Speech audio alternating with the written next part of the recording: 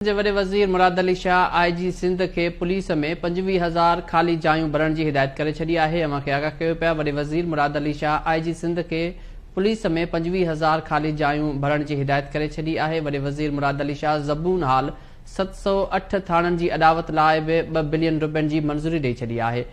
अवां खे आगाह कयो पिया वॾे वज़ीर मुराद अली शाह IG सिंध के पुलिस में 25,000 खाली जायूं भरण की हिदायत करे छॾी आहे। वॾे वज़ीर मुराद अली शाह पुलिस जी गाॾियुनि खां सवाइ ॿियनि गाॾियुनि ते फ्लैश लाइट्स लॻाइण ते पाबंदी लॻाए छॾी आहे। अवां खे आगाह कयो पिया मुराद अली शाह जो चवणु आहे त पुलिस जी पेट्रोलिंग कंदड़ गाॾियुनि खां सवाइ समूरनि गाॾियुनि ते फ्लैश लाइट्स न लॻायूं वञनि। हुन वधीक चयो आहे त सूबे में हथियारनि जी नुमाइश बि बंदि कराई वञे। संदसि चवणु आहे त कराची जे 108 थाणनि जी मरमत बि इन फंड सां ई कई वञे।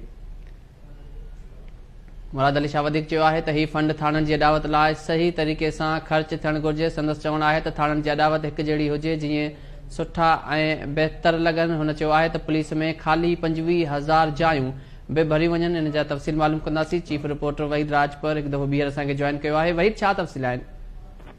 जी सिंध जे वॾे वज़ीर अमन अमान जी जेकी सूरत हाल बाबति इजलास घुरायो आहे उन में सिंध पुलिस अंदरि 25,000 एहलकार भर्ती करण की मंज़ूरी ॾिनी आहे। वॾे वज़ीर सैयद मुराद अली शाह IG सिंध पुलिस राजा रफ़त मुख्तियार के हिदायतूं जारी कयूं आहिनि त फौरी तौर ते जेकी भर्तियूं कयूं वञनि एहलकारनि जूं मेरिट ते सभु भर्तियूं कयूं वञनि। ऐं हिन खां अलावा इजलास में 708 पुलिस स्टेशन्स लाइ 2 अरब रुपयनि जी जेको मंज़ूरी ॾिनी वई आहे, जंहिंमें कराची जा 108 थाणा आहिनि।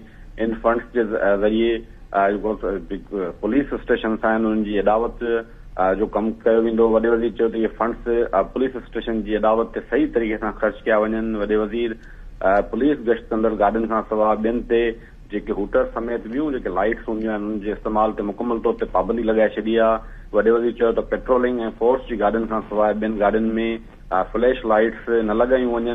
हथियारनि जी नुमाइश ते जेको मुकमल तौर ते पाबंदी लागू कई वई आहे। वॾे वज़ीर IG सिंध पुलिस खे हिदायतूं जारी कयूं आहिनि त माण्हू जेके हथियारनि जी नुमाइश करे रहिया आहिनि ऐं डॉलनि में गार्डन खे विहारनि था उन्हनि ते जेको आहे सख़्ती सां एक्शन खयो वञे ऐं उन ते हथियारनि ते मुकमल पाबंदी लागू कई वई आहे। ऐं सिंध पुलिस में 25,000 जेके एहलकार आहिनि फौरी तौर ते भर्ती करण जी पिणु मंज़ूरी ॾिनी वई आहे। वॾी महिरबानी वहीद राजपर तफ़सील ॾियण जे लाइ।